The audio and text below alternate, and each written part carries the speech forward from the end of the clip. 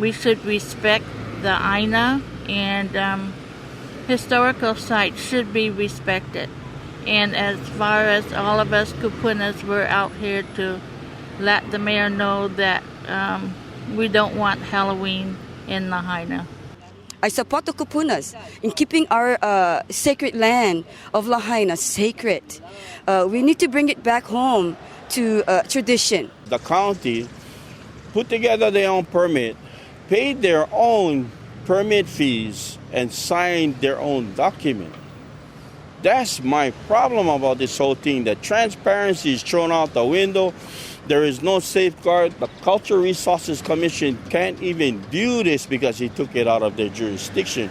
By moving the event certain places, by downsizing on the stage that's going to happen in the town from 60 feet to 30 feet, that makes no sense. I mean, he's just circumventing his own process and policies to allow these things to happen, and I think it's wrong.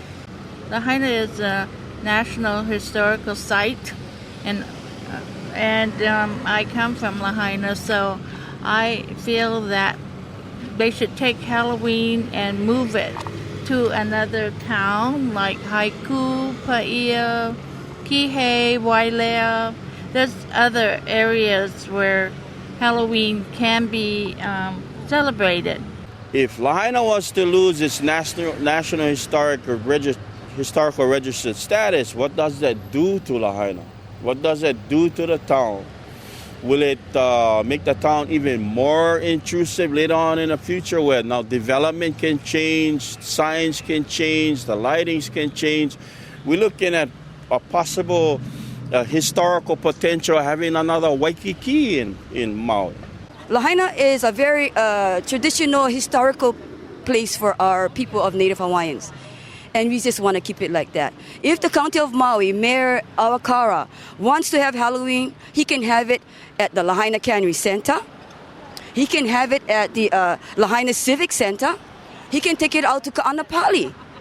But we are asking, please remove it off Front Street, where it is known to be a historical land for our Native Hawaiian and for our ancestors. From 2004, when this poster came up, we said, you know what, enough is enough. This was the last draw when Lahaina Town Action Committee, through their marketing, had decided to put this out. The sign is discriminatory, it's oppressive, it depicts a Hawaiian on a horse, and not only just a Hawaiian on a horse, but a Hawaiian wearing a malo, wearing a red cape, and the most upsetting part is it's holding a pineapple.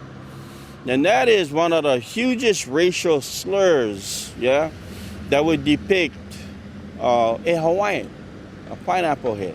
Every year, whatever the poster is, there is no,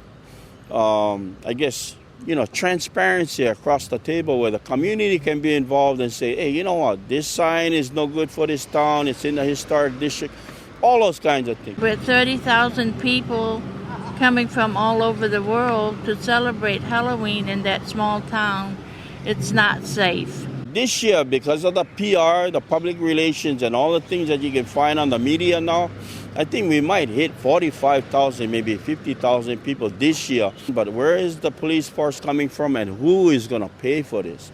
It's coming out of the general community's pockets. It's coming out of the general fund. One of the things that was really upsetting to us when Alan Arakawa made the comment saying that the kupuna doesn't matter anymore, it's about providing for the younger generations. So that basically ended the meeting with us. What Mayor Awakawa said, stated that kupunas no matter. That's not even Hawaiian. It's observed, or that's not even right what he said. To me, it's just how can a person say that about us? We tried to get with the mayor on ways of toning it down. And, apparently his whole perspective and his brains was someplace else, because he made a campaign promise to the community saying that he was going to bring Halloween back to Lahaina, and he did.